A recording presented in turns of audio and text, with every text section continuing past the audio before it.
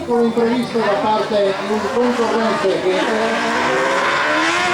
con il numero 11 Delino ha fatto un piccolo dritto e naturalmente ne ha approfittato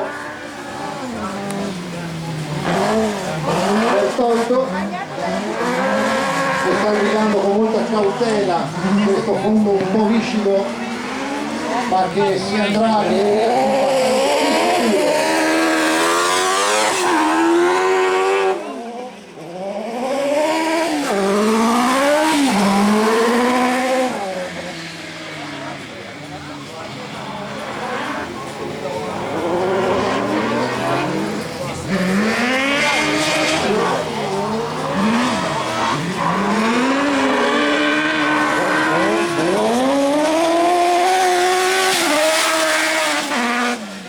sembra molto convincente la vettura di Bertolini, anche se molto cauto. Bertoldo sembra quello più disinvolto in questo momento.